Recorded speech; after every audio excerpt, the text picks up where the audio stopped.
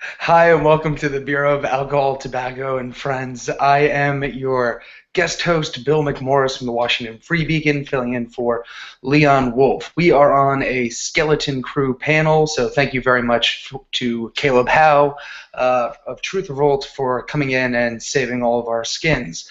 Joined by Joy Behar, filling in for Jeff Blahar.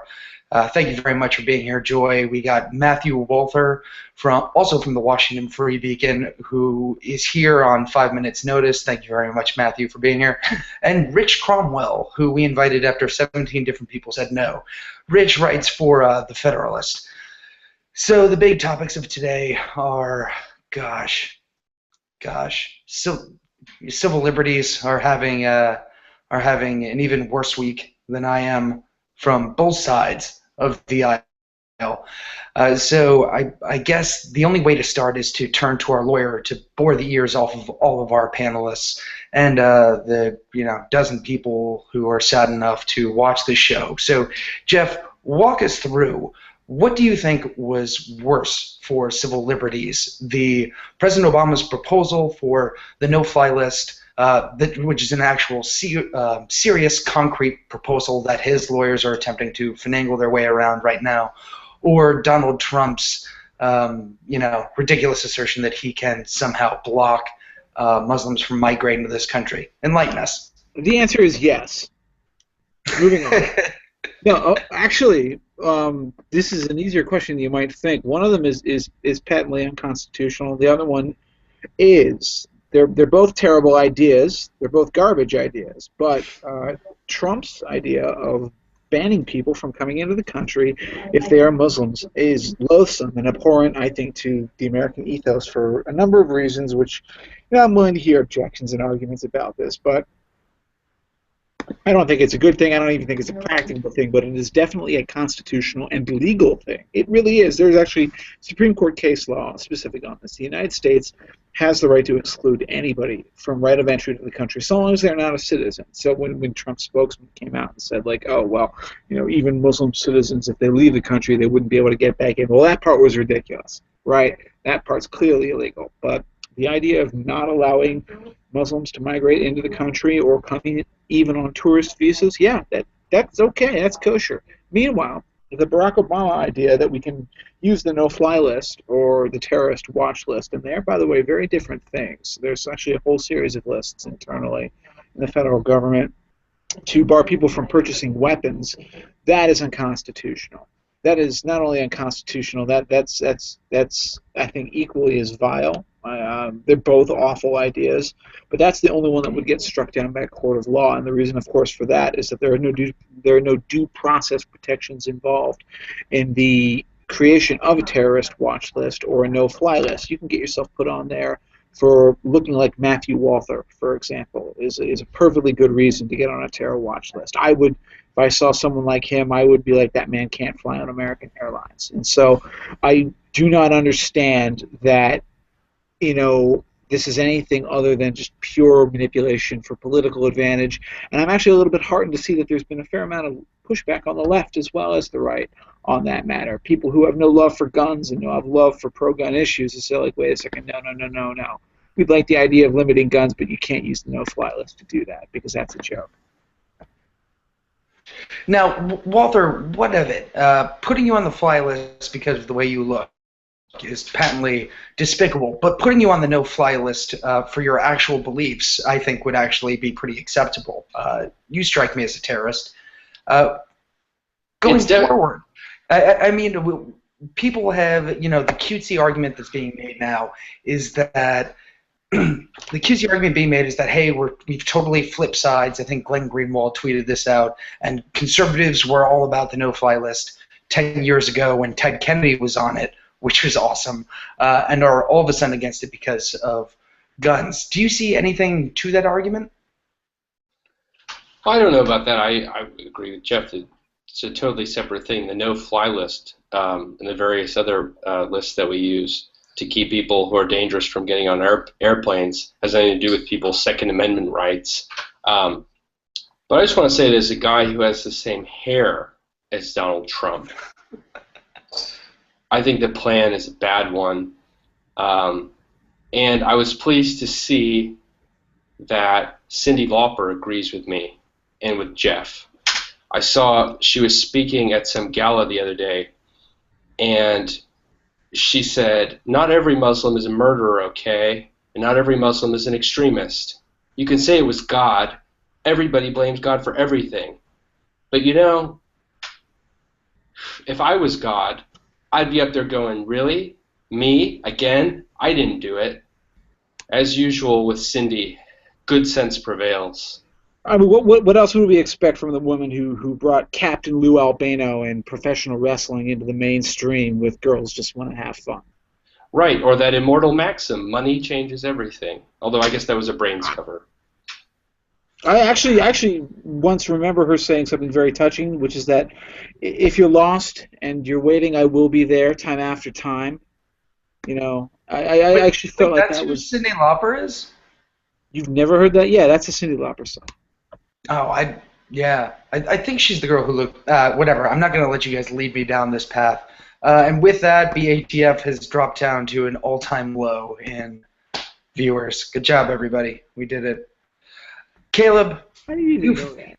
Caleb, you have fought to defend this country, and a lot of people on the left, have been saying that the U.S. should not be the world's policeman. We have no right to police everybody, and yet when it comes to this refugee crisis, they want us to be the world's social worker. If you're fleeing a country, by no means should we ever put boots on the ground, but we should totally take in every citizen who flees the conflict and house them in the United States. What do you think about, the refugee crisis? Do you think this is an actual issue that's going to influence 2016? It seems like Donald Trump and the Democratic Party are the only people who think that it's going to. What's your take? Well, first of all, I hate you for taking the social worker line, because I was going to say we're not the world's cop car now, we're the world's ambulance. But yeah, I mean, obviously it's going to have an impact. I just think maybe not as much as it has right now on our politics. It's going to have a lot more impact in the primaries and in the debates than it's going to have eventually, but it's still going to be part of everything we talk about in politics for the next 10 years is the way these things go. Because what we've really done is we've set down a line. Here's where you're a good person and here's where you're a bad person. And the liberals never let go of those litmus tests for who's a good person and who's a bad person. They've made their lists of who said yes and who said no and who wants refugees and who doesn't, and that's how we decide for the next several years, and at very least for the next several months, who's an evil person and who's a person who cares about saving women and children and orphans. And Obama was right in the front of the vanguard of that movement. So, Rich, you're an unequivocally bad person. Weigh in on this. Well, I guess I'm a bad person because I don't care about my fellow citizens. I do care, but I don't see this as a political issue. But at the same time, I think we should have standards. There should be everything's a political issue.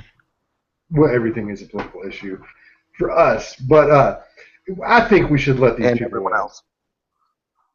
And not all of them.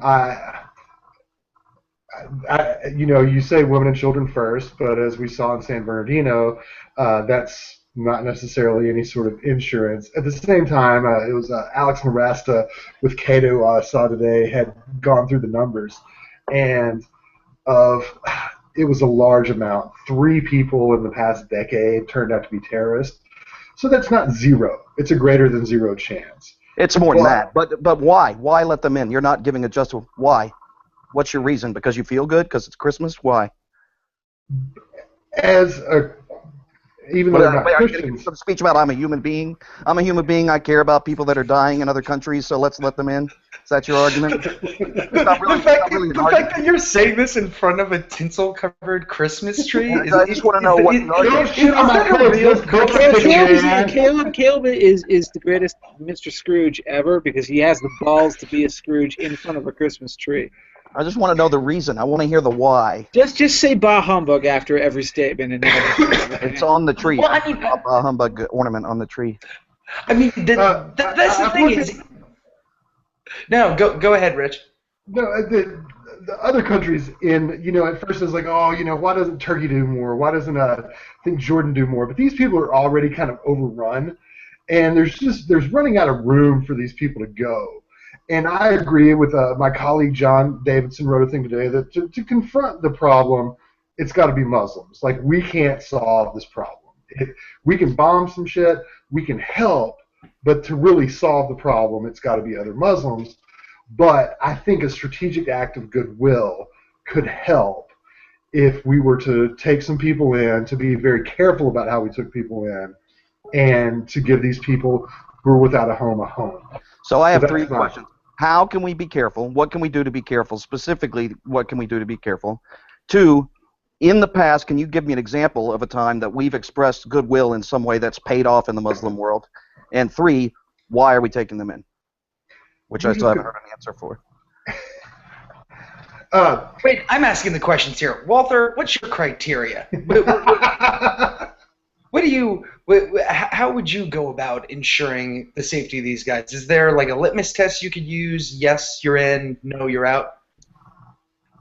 I mean, I'm going to be honest. I actually think that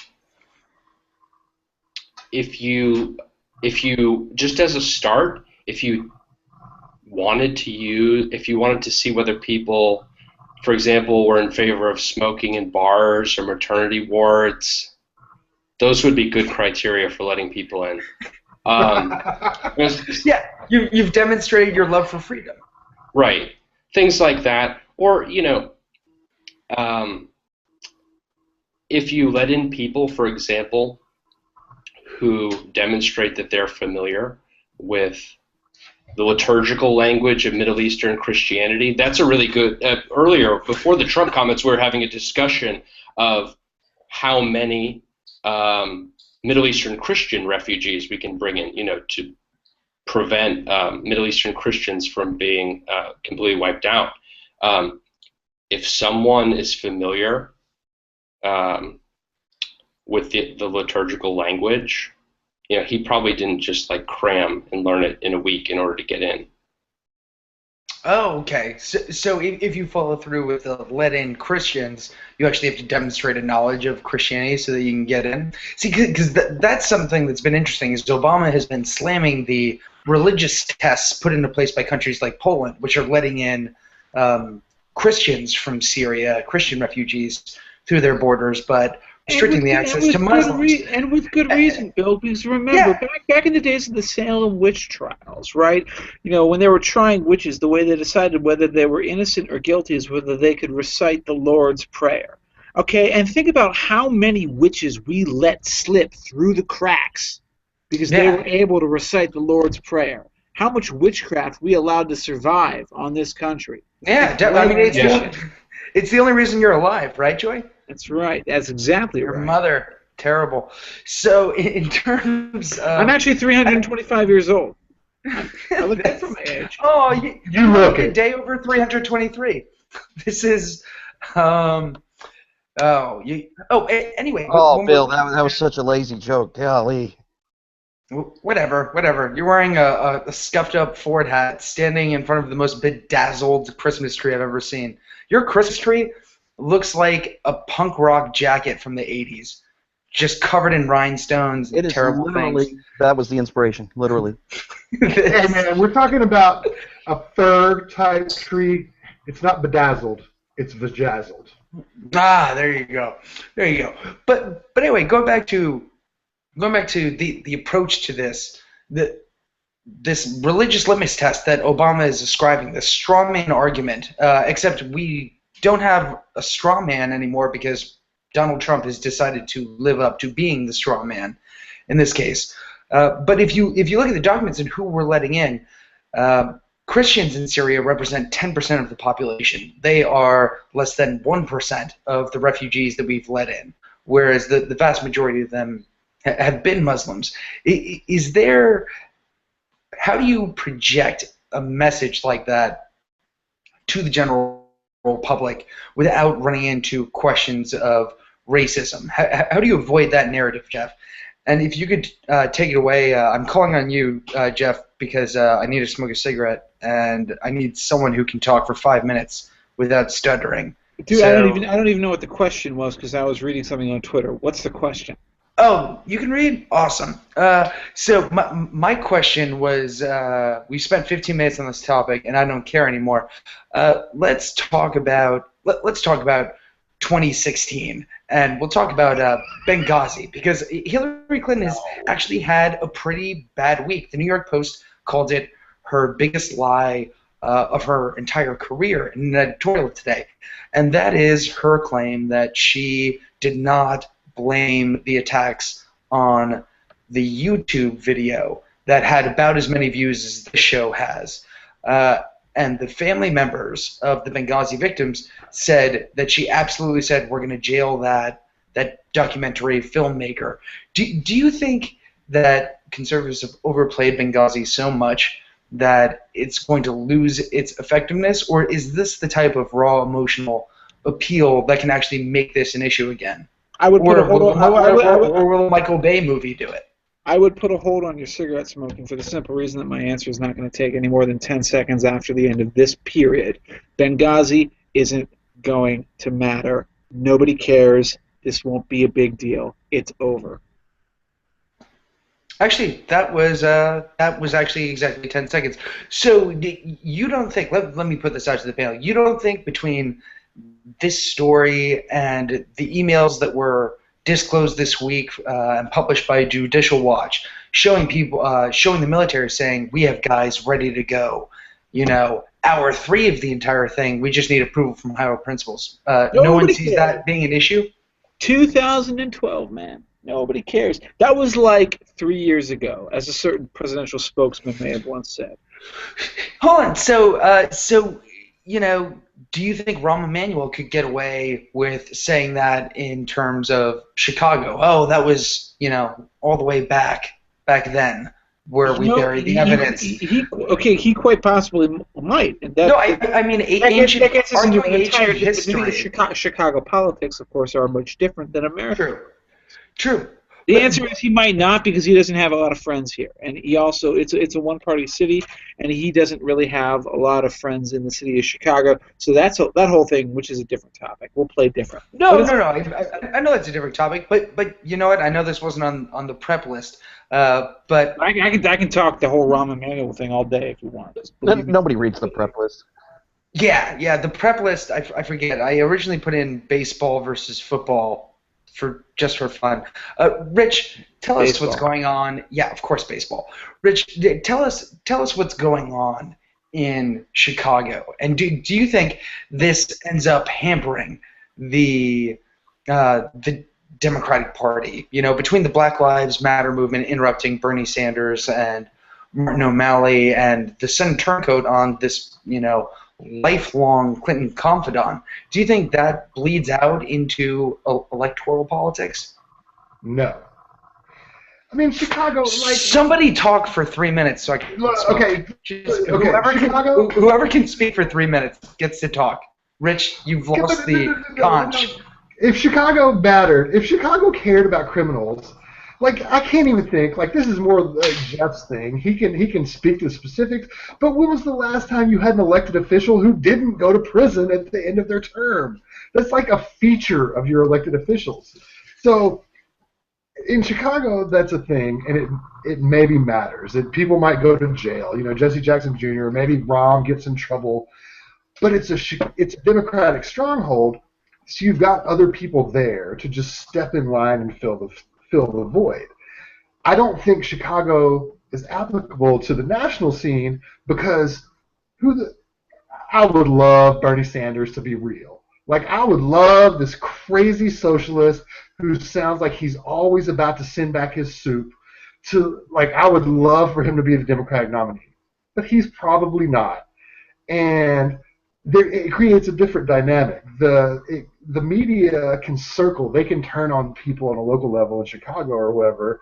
They can talk about Black Lives Matter. They can talk about O'Malley because there's someone else there who's still part of the tribe. If they turn on Hillary, there's nobody who's left who's really part of the tribe. So they've got to ignore things about Hillary that they'll not ignore about people at a lower level. So that's my take on Chicago, Black Lives Matter, Bernie. fried chicken, everything. Wow, Caleb. Moving on. Caleb, do you see?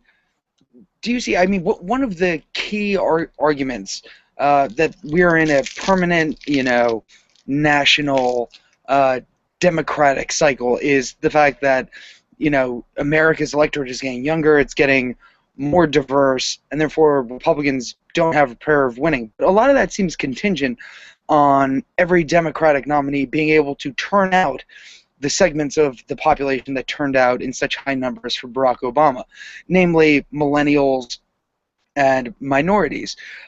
Does stuff like the Black Lives Matter movement show how fraught the relationship is between the Democratic Party and some of their, I guess, largest coalitions of voters? Well, I don't know that that's what it's dependent on. First of all, I mean, how many times have we heard this? We're coming into the days of the permanent Democrat majority, and then right after we take the House, the Senate, and most of the governor seats. So I think it's absurd for any party to think that they're going to be in power forever. One of the biggest features of dumb young people is that they like to be outside. They like to be outside the norm. They don't want to be part of the mainstream. So as soon as Republicans are not mainstream, they'll start. That's already happening. I mean, I have 2 teenagers, and the even younger than voting crowd are already, they love the word libertarian, and they look seriously at Republican candidates in class. So yeah, sure. I mean, Caleb, you said you had 2 teenagers. Did you abduct them from a parking lot of a Walmart? How did you? I am old. My children are both teenagers. Oh man, I find that hard to believe. I just figured you for a child abductor. Okay, never mind. Continue on as you were saying. What are the kids these days? I quit that years ago.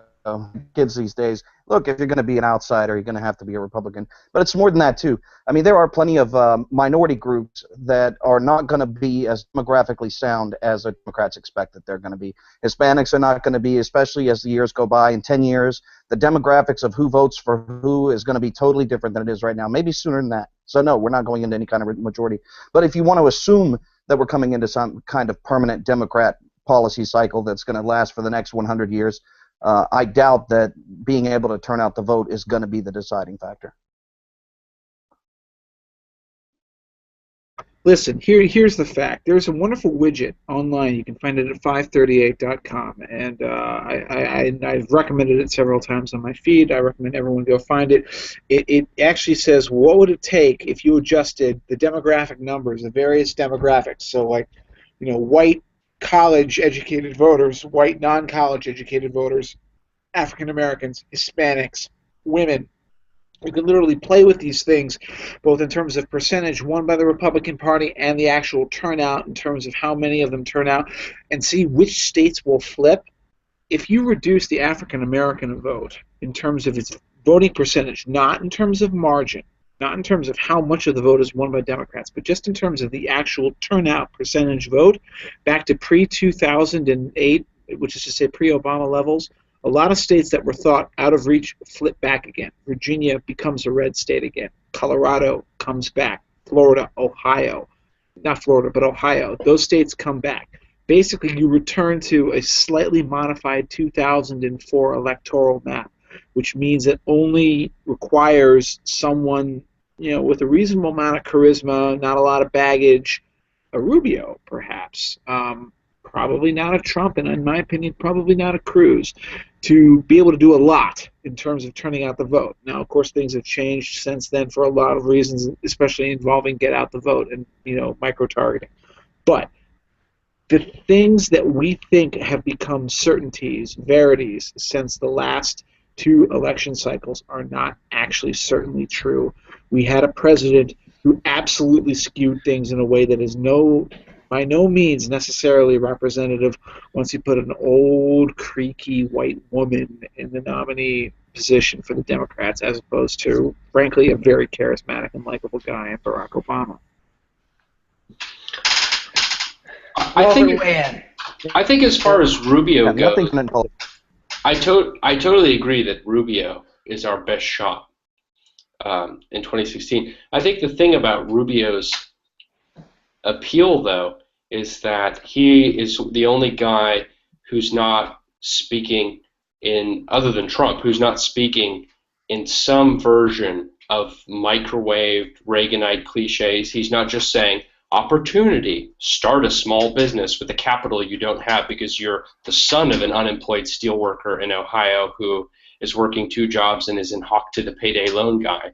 Rubio is talking about increasing the child tax credit and making it fully refundable.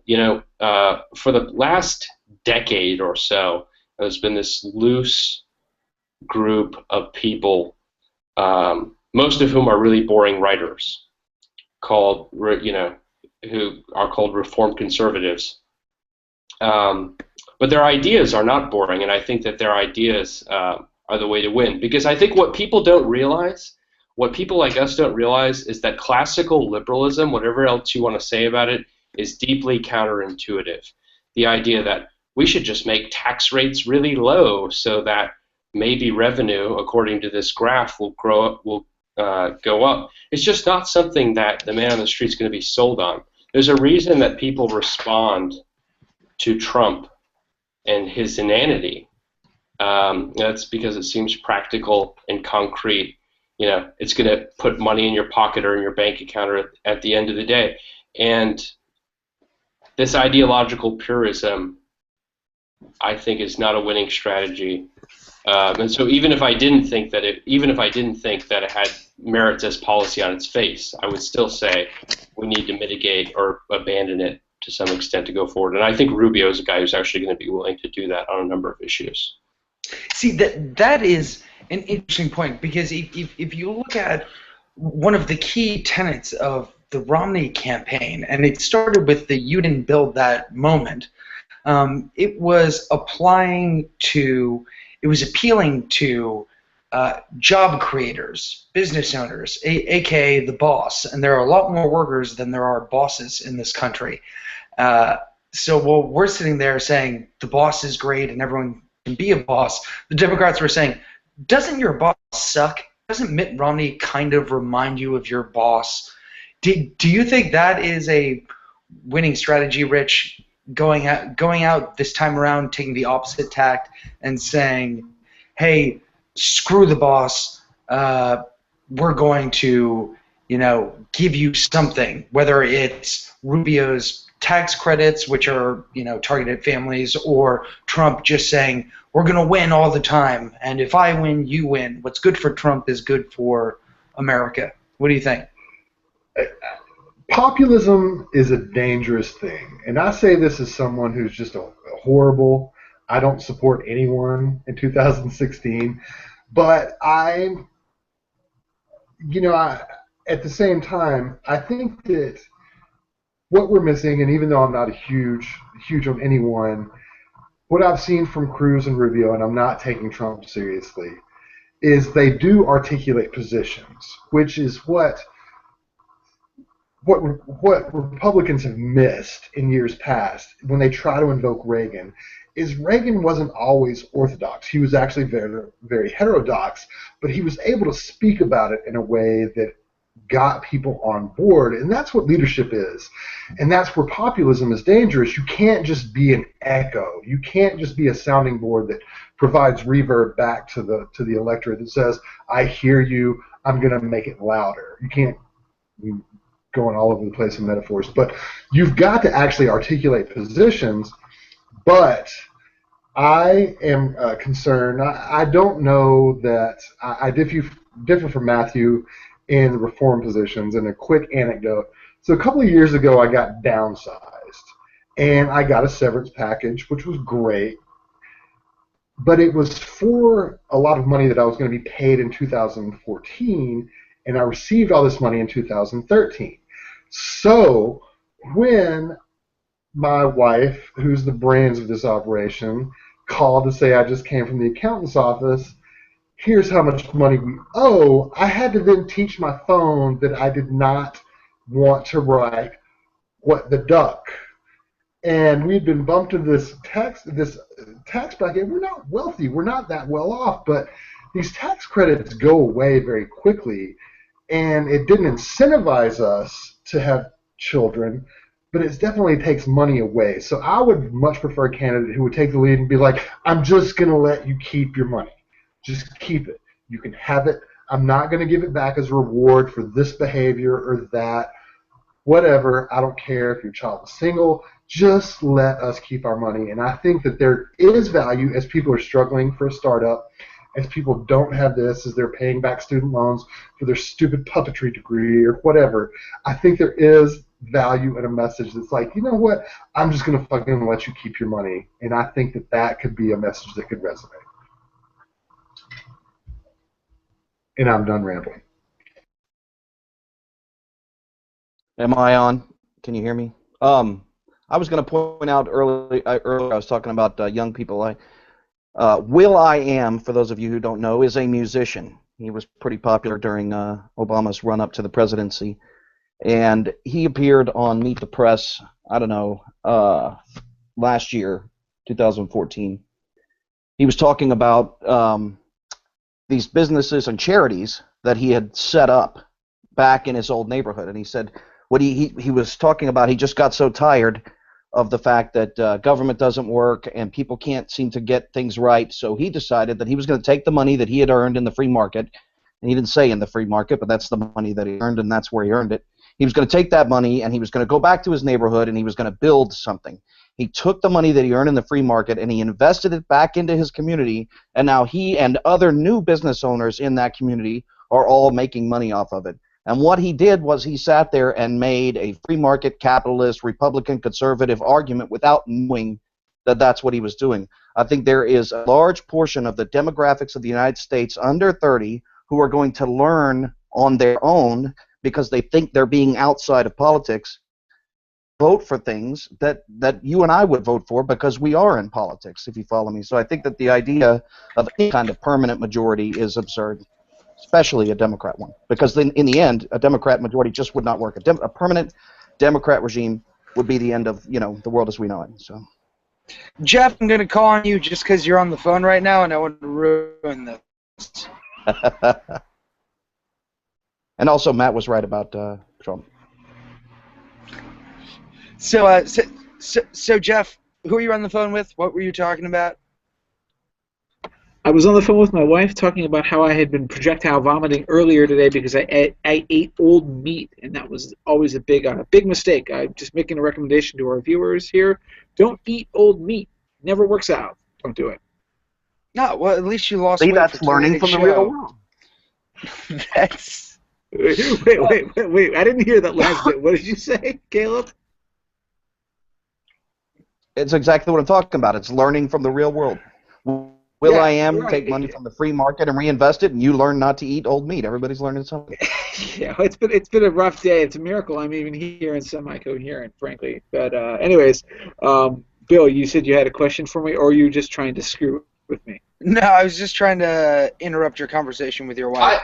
I just want to say that. So it's You're great a sweetheart. It's great that Will.i.am has enough money to invest his capital and start a business, but this isn't a winning message for anyone. Like I said, the guy who is the son of a steelworker who is unemployed, who works 2 jobs, who's in hock to the payday loan guy, doesn't have any capital to invest in anything.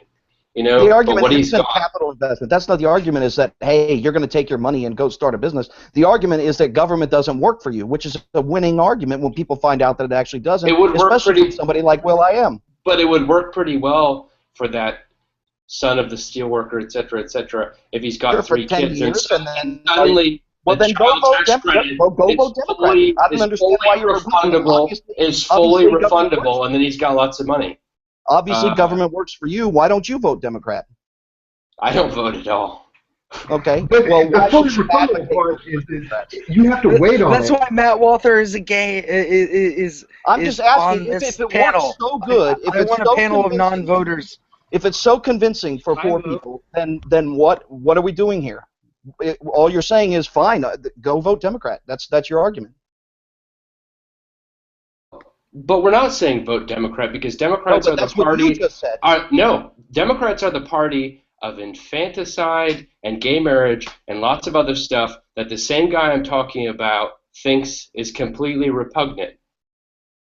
Didn't you just say in your previous segment that what people are going to do is vote where their wallets go?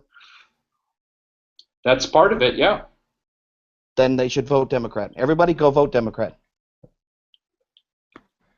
We did it, everybody. We've lost the entire audience.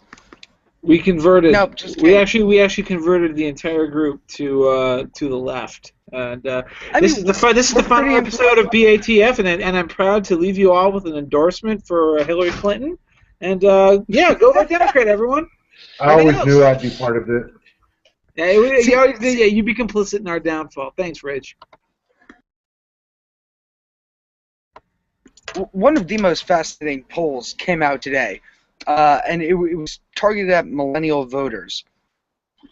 Basically, the concept of, now that gay marriage is off the table, that the millennial vote may be up for grabs again.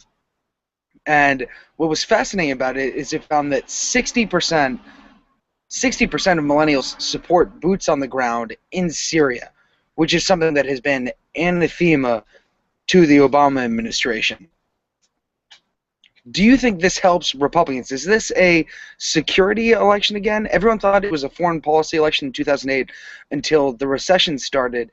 Everyone thought that this was going to be a domestic politics election. Ted Cruz was sitting there campaigning on, the Constitution and Obamacare, and it seemed like that was the direction the entire campaign was going to go. Does this help Republicans that it is a foreign policy election again? Jeff, I'll go to you. Okay, well, here's the issue. Very, very, very rarely is an election truly a foreign policy election. People say, like, the one foreign policy election in our lifetimes may well have been 2004, the Bush re-election. But was that really a foreign policy election, or was it an election where foreign policy was discussed a lot? But Bush really won for the simple reason that, A, the economy was actually doing okay in 2004, and B, John Kerry was, an unlikable Frankenstein's monster compared to George W. Bush, who, whatever else his flaws, is just a likable dude. I think it's more that than the former, and I think that as salient as foreign policy issues are, they remain threshold, qualification matters. That if you are judged by the voters to be competent enough to handle foreign policy issues, whether the voters are right or wrong about that, they were wrong about that, for example, when they had judged Obama to be capable of handling those things. They were wrong, but they thought he was in 2008. And once he passed that threshold, it was no longer a foreign policy issue election. What it was an election based on the old standbys: personality, likability, the economy. Those are the things that are the most important. So no, I don't think it will be a foreign policy issue. The one way it could change is, like, yes, if somebody blows somebody up, there's a major terrorist attack a month, 2 weeks before the election. Could that alter things? Maybe, but we don't know because it's something we. There was a major terrorist attack last week. Yeah, right, but you know what? We're a year before the election, so who the hell knows, all right? We don't know what it'll be like. We will have forgotten about that. That was just because of the Second Amendment. Yeah, right. The whole point is that we will have forgotten about that San Bernardino long before we get to November. It's arguable that the voters more or less kind of forgot about 9/11 before 2004 rolled around, even though it was used in a lot of rhetoric, okay? So, no, I'm actually very serious that unless there's something that happens very close to the election, which would put us in uncharted, unprecedented territory, we can't really know what will happen in that case. We haven't been there yet. We saw it seemed to have affected the Spanish elections back in, I think, 2003, but that's all we know. What we do know, though, is that this is going to turn mostly on A, economy, B, the president's job approval, and C, how likable our candidate is. We have an unlikable candidate, they're going to lose. We have a likable candidate, they're going to win. That's all, and I wish I could say it was more about policy or ideology, but here's the truth. The American people really just want to know who they prefer to have a beer with, and that's the way it has always been. That's why democracy doesn't work. No, well, maybe it doesn't, but that's just the truth. I was going to say, the other thing about 2004, and I give a lot of credit to Rove, who I don't think really cares that much about this stuff, but 2004 also we had 11 ballot initiatives to ban gay marriage in states, and that brought a lot of people out. That was interesting even. I'm from Michigan, and we had one, and Michigan did a better, came closer to being in play that year than it had been since Reagan actually won the state. And in other states, I think a lot of people now, looking back, would say that that actually was the deciding factor, because people show up to say no to gay marriage. What are they going to do? Pull the lever for John Kerry? Made a huge difference in Ohio. I mean, you look at California, and in 2008, Barack Obama's nomination is probably the only reason that Proposition 8 passed, banning gay marriage, because the poll numbers among the black community are completely upside down from what the poll numbers are for everybody else. And the huge Matt Walters drinking white wine right after talking gay marriage ballot initiatives. I love it. In terms of, I want to get back to this foreign policy election, that it's the direction that we're heading in. Maybe it doesn't affect the general election, although I doubt this is true. But does it affect the primary? We've already seen Rubio's camp dig in and basically accuse Cruz of making us less safe. And Cruz, who thinks that this is a domestic constitutional election, is going all out for, you know, the Bill of Rights and the no-fly list and everything like that. Does it change the arithmetic on the primary scale when we start focusing on foreign policy again? Caleb, why don't you weigh in? I was totally not listening. I was bragging about the fact that I'm a top 20% reviewer of chili restaurants in the city of Charlotte, according Hey, to Caleb, let's talk about my clout score, bitch. Let's do it right now. Yeah. All right, Rich. chili You had restaurants. You had a glazed look on your eye. I'm assuming you were listening. Does the fact that we're going foreign policy, does that affect the Republican primary? Does Rand Paul have to drop out now that terror is back on the table? Dude, Rand Paul, I love Rand, but he had to drop out like 3 months ago. Dude was done.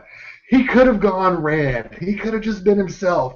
He could have worn like some board shorts and a turtleneck and just gone out there and been crazy and talked about falcons and aqua Buddha, whatever. He could have done it, but he didn't. And he still would have lost, but at least it would have been entertaining. More seriously, on the primary side, I do think that foreign policy, well, I say it affects the primary more, but Chris Christie is really the law and order Republican out there. Dude is like kind of hardline. Like, he appeals, he's terrible on guns, he's terrible on some other issues, but he appeals to that old school Republican contingent who wants to like cut off people's hands because they smoke weed. And Christie is still dwelling in the basement. But Rubio is more assertive. I won't say he's aggressive or belligerent, but he's more assertive. He's more of the George W. Bush school when it comes to foreign policy, whereas Cruz is very similar, but he speaks a language, and he does some votes, so he throws some bones to the libertarians that appeal to the more to the law and order side. Having said that, and this kind of occurred to me while I was talking, Cruz's numbers have been surging, while when you take Trump out of the race, Cruz's numbers have been improving while Rubio has remained flat or has remained flat. So I don't know. It might be a different demographic, but I do think foreign policy is going to be an issue going into it. I just think it's how we deal with it. I feel that the Republicans have a very realistic view of Islam, terrorism, radical Islam, but I think that there's starting to be a shift in how do we deal with this, because we can't just go in there and like be the police and establish order and stay. Like, there need to be, Muslim countries need to govern themselves, and we need to let them govern themselves. Yeah, but we can also kill. Bill, hush. Bill. Hold on, no. You matter so little. You matter so little. Joy, get out of here. What's fascinating has been actually the fact that Christie has risen. You know, Joy in was recent really weeks. mean to Joy, and the girls were really mean to Ron Paul on The View. I just want to point that out. Rand's father. I just want to point that out. That's all I want to say. Fair enough. He was But- a but- but- crackpot. But Christie is actually polling third in New Hampshire right now, getting about 16% of the vote, and has actually bounced up since the last debate. And I don't think it's based on his performance. I think it's because he has been hitting the, I was a prosecutor, I was a foot soldier in the war on terror. And as silly as that sounds, when you compare, his contribution to it to, say, Tom Cotton's, there's no comparison. But Christie has actually been doing well in recent weeks. And I can remember here we were talking about him being the next guy to drop out. And it kind of seems like he's enjoying a renaissance of sorts. And He's going to have a moment. he's going to what? He's going to have a moment. Christie's not done. I don't think he'll be the guy, but he's going to his time to rise for some amount of weeks is. Fair enough. Jeff, you're rolling your eyes. What do you think? Do you think? I think two things. Well, first of all, I want to take issue with Rich's passing observation that Cruz is rising in the polls, whereas Rubio is remaining flat. That's actually not true. Both of them are rising. Both Ruse and Crubio. Those will be my two new candidates. Ruse and Crubio both are rising in the polls. Cruz is rising a little bit more than Rubio right now. I don't know what that means. I would actually argue that Cruz currently is the front runner for the nomination. I'm not happy about that because I don't think he would win the general election. But I think he's in the pole position, certainly not commandingly so. It's a way he can lose. The other thing I rolled my eyes at is that I don't want Chris Christie to have a moment. I speak that as a guy who already liked the guy. I've always liked him. I liked him a little less when he gave a bear hug to Barack Obama right before the general election in 2012, but let's be honest, that wasn't going to change Mitt Romney's outcome anyway. Fact of the matter is he appeals to me on a fundamental level, but he isn't going to win, so honestly, I don't want him to have a surge. I want him to lose. I want him to leave, and I want him to get out, because the sooner that the moderate or establishment lane of the Republican Party drops out, consolidates, moves and leaves this race, the better chance we have of preventing either Ted Cruz or Donald Trump from winning the nomination. And I guarantee you this, a Ted Cruz or a Donald Trump nomination guarantees President Hillary Clinton for 4 or maybe 8 years. There's no way around it. I wish there was, but it's just the way things are. There's a great way around it. She'll die in office because she's 88 years old. Well, then it'll be Julian Castro presidency, because I'm sure that she'll choose some qualified honorary mayor of a tiny city in Texas as her running mate. I want to echo Jeff here. I think it's important to point out that Christie does not deserve a moment because he's a Springsteen fan. And the only really great thing that Springsteen did was write Because the Night and make Nebraska. What about the Wild, the Innocent, and the E Street Shuffle? Come on. I'm sorry, I was 1973? told there would be no defending Bruce Springsteen on this podcast. That's the only reason he agreed to From produce. 1972 to early 1975, that's before Born to Run, Bruce Springsteen was legitimately great. He was kind of Van Morrison-ish. Everything after that, I'll see. I can understand your dismissal of it. But come on now. Okay, so do you remember there's the tune Lost in the Nope, Flood? I'm not Yeah. letting this happen. I'm not No, letting it happen. Walter's talking Both about of you. Lost in the Flood Nope, from don't Christian care. That's a good that's a good tune. It is a Don't good care. tune. That's from his first album. Don't care. So the flip side of that millennial poll, which shows 60% supporting ground troops in Iran. Oh, I'm sorry, in Syria. I was letting my I was freebie. about to say, yeah. Yeah. That was my free beacon creeping in. Totally love ground troops in Iran. But anyway, ground troops in Syria. 60% of millennials think it's not only necessary to go to war in Syria and deploy ground troops, at the same time that they feel their safety is threatened. The vast majority of them said that even if needed, they would not enlist in the military to do it because it's the most millennial thing ever. True heroes. It's actually almost French in a way. It's, hey, if we want to get the real fighting done, we'll have the Foreign Legion do it, which I guess could be the Dreamers I mean, in I have millennial to say, America. So this brings me into another fascinating story this week, and that was over in London. A man started ranting and raving about Syria, and then tried to behead another man. And two men got involved. They stepped up. They fought the man, and then after the police came, tasered him.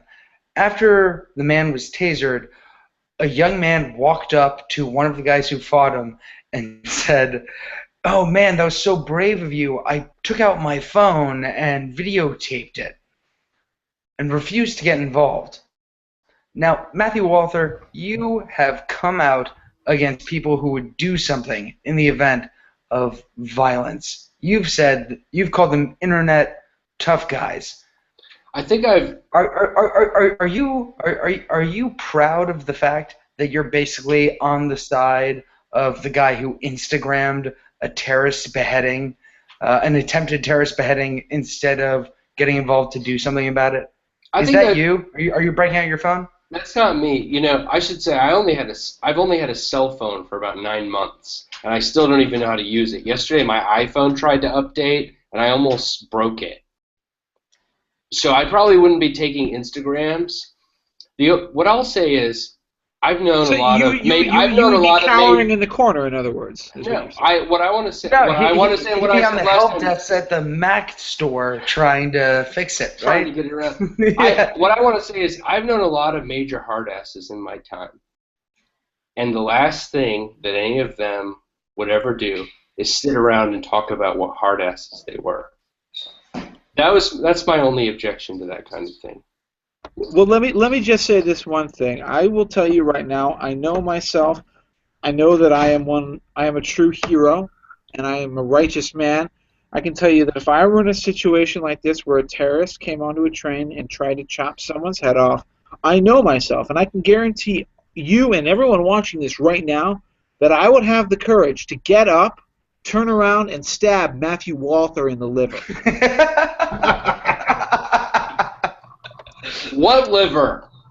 But yeah, that's the worst place to stab him. It's already poisoned enough. Caleb, you're the only one who's actually stood up and defended the country. Chime in. Well, it doesn't surprise me at all about the millennials. They've all been taught all their lives that they're smarter, better, and destined for great things. So to them, going into the military for 4, 6, or 8 years would be, in their view, a step backward on their life plan. So that doesn't surprise me at all. But the fact that they want to use military force is definitely the most millennial thing ever. So do you fault them? You know, it seems like solid foreign policy to use military force on ISIS. So can we say, hey, at least you're half right? Well, I mean, I think that these are also the same people who are going to say we've really got to cut the military budget because we're spending too much money, and that's where a big waste of American taxpayer dollars are. So they're full of contradictions. I think a lot of America is full of contradictions when it comes to the military and use of military force. I do think it's the right analogy when you talk about intervening on someone else's behalf as a person-to-person situation and extrapolating that to the real world. Do we step in on other people's behalf? After all, we're willing to take in the refugees, aren't we? Why not stop creating more refugees? Why not do something to stop that? So I don't know if I fault them as human beings or morally, but logically it does seem like they're missing out on part of the argument there. Fair enough. Rich, weigh in on this. Are you down on the... Also, not everybody's cut out. We started boot camp with 96 people in our platoon, and we graduated, I don't know, like 28. So not everybody's cut out.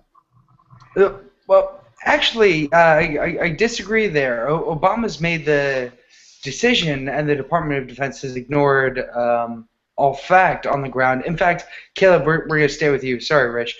Then last week announced that despite a multi-million-dollar study, the most comprehensive done, that showed what a complete failure women in the infantry is, we're moving forward anyway. What are we in for? We had Tell a us. word for this when I was in the military. We called it the Mothers of America. Mothers of America were constantly our commanding officers would complain about Mothers of America, the way they interfered with all facets of training and military activity. The Mothers of America would intervene on the behalf of their children, and this is the group of people that come in and why am I seeing a picture of? Holy shit, Neil Dewing is here. This is like a wrestling heel who comes Hell in, no. but no wrestler has that gay of a haircut. That's true. That's true. Neil, did you just toss Matt Walther out of the call? And why do you look like Robert Smith from The Cure, circa Faith? Circa just woke up at 8 in the morning. No. Now, you know what? I did. Neil, I just ran in here and tossed Neil, Matthew out of the call. And Neil is a leather boy. I like it. Wow. a leather boy. He's a power bottom. Look at power bottom Oh, Neil come showing on. up on Shit. So, I could go. Anyway, Caleb, finish your point, and then we're gonna go to Neil and ask him, what his switchblade comb is like and what carnival he won it at. I got yeah. it from Rich I forgot what I was Cromwell. Oh, and so you're talking about Mother? Oh, Mothers of America interfere. So yeah, it doesn't surprise me that that the outside influences come in and prompt the military to make decisions like this. But I mean, if you're asking my straight opinion, yeah, I think it's a bad idea. I think it's proven to be a bad idea, and I also think it's a morally questionable idea for society to reach the point without necessity where they're sending their mothers to war. Absolutely. So Neil, well, that's actually provides a great segue. Neil, they've only recently let your kind into the military, that being 80s punk fans. So tell us, what do you think about women in the infantry? Do we deserve to lose now that we're sending mothers into war? No, we don't deserve to lose, but we might. I mean, I think it's a terrible idea. I don't approve, and I also don't approve of the fact that the only reason these women were able to pass muster was.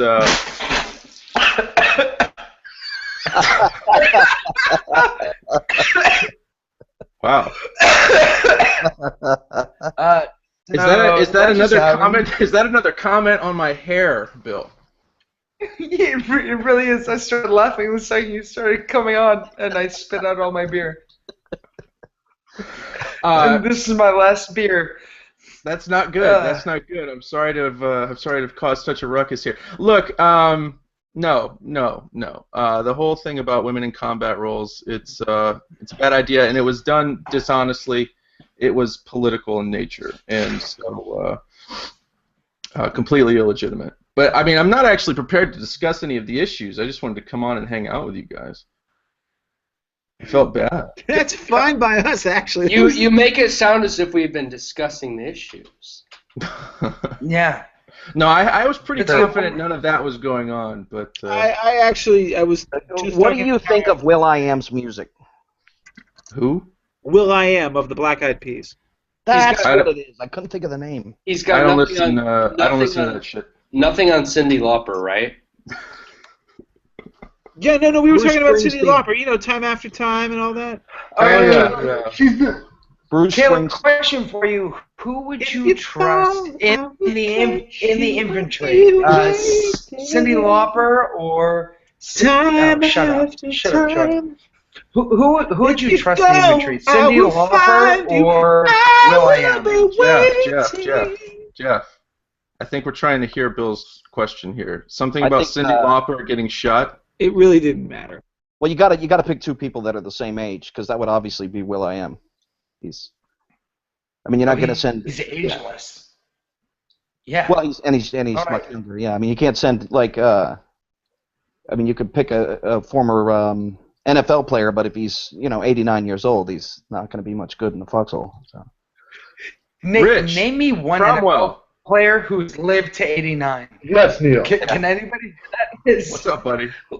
What's up, man? Not much. Or as the equivalent, a boxer when he's 37. Or Riddick Bowe when he tried to join the Marine Corps after beating Evander Holyfield and washed out of boot camp in a week. All right, Walther, you haven't spoken enough. Let me give you a softball. The Mets just gave Asdrubal Cabrera $19 million for 2 years of service. What the fuck were they thinking? American League penis envy. Big. All right. It's no, that's actually exactly what it is. I'll tell you what, because that is what American League teams do, is waste money on stupid. What was the length of that contract? It's 2 years. 2 years. Yeah. We're paying backup shortstop $10 million a year. Right. Take a shitty player, step one. Get a short-term contract, step two. Overpay, step three. That's the American League way. Fair I enough. will point out As a proud you're a AL Nats partisan. fan. Yeah, I'm a Nats fan. You probably don't care about my opinion of the New York Mets, but yes, I look forward to your eventual regression back into mediocrity next season when the Nats have a stunning resurgence behind the grit and fierceness of Jonathan Papelbon, our star closer, and And Yunel Escobar. Oh, Who we wait just- a we- second. well, You just no. traded your best player, not named Bryce. no, that guy was a ruinous drunk who could do one thing, which is hit for average. I'm glad to see him go. I don't care if they could have sent us back a bag of baseballs, and I'd have been happy. So, Wait. You do this show and you don't like ruinous drunks? That's Yeah, kind of well, you know ridiculous. what? If any of us were put an on a hour. Major League roster, we would be a black hole, okay? It's been like an hour since Rich said anything. Oh, hey, Rich, want to waste our time some more? Give us your best weird tweet of the week. Oh shit! I had so many. My weird Twitter compilation of the day was 2,000 words with embed codes. That's a lot of tweets. So, man, I'll give one I retweeted, and I didn't include because I think I've included it before. I forget. Dwayne "The Rock" Johnson. Why are you called The Rock? Dwayne Johnson runs toward a body of water and skips across it 15 times. Oh, shit. That's fantastic. And with that, we are going to close out. Everyone read the Free Beacon and the Federalist Weird Tweet compilation tomorrow. I'm Bill McMorris. This has been a disaster. Thank you for joining me, Matthew Walther from the Free Beacon, Caleb Howe from Truth or Revolt, Rich Cromwell, who looks much younger in his YouTube photo than in real life, and Joy Behar from the Ace of Spades Decision Desk. It has been an abominable hour, and I thank you all so much for tuning in. I hope all of you are put on the no-fly list after this. Enjoy your evenings. We apologize. Love you.